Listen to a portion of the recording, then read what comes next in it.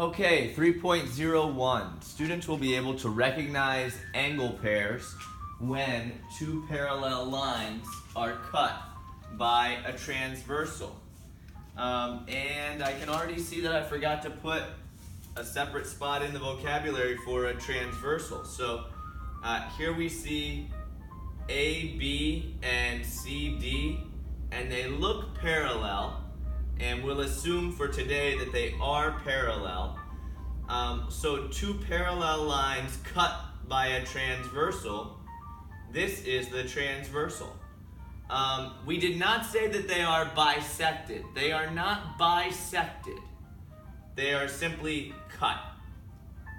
So when we have parallel lines that are cut by a transversal, we get special angle relationships, and the most important angle relationship is called corresponding angles, because if you can remember corresponding angles, you can figure the rest of them out.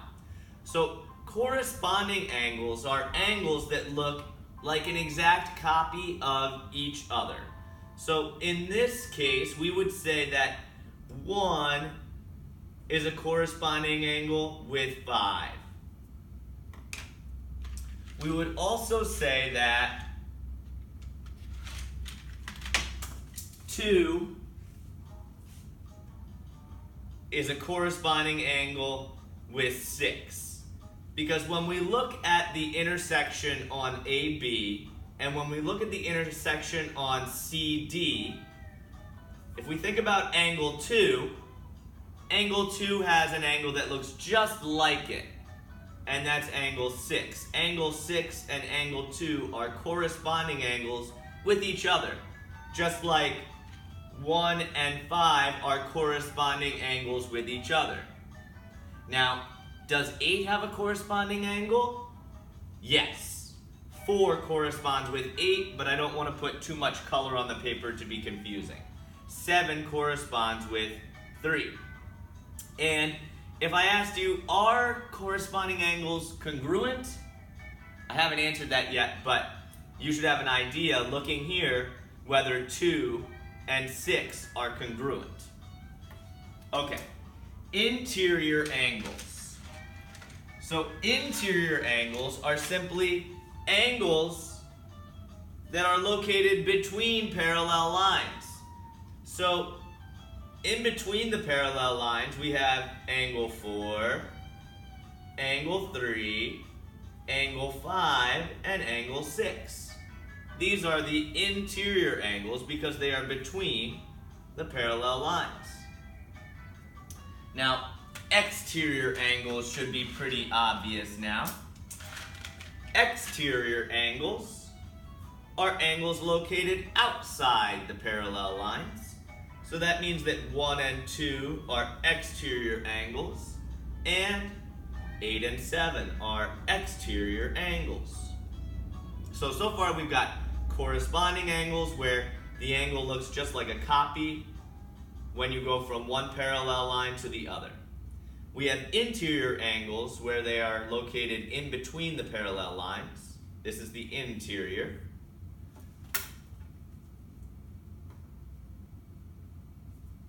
And then the exterior, misspelled exterior, exterior, out on the outside of the parallel lines.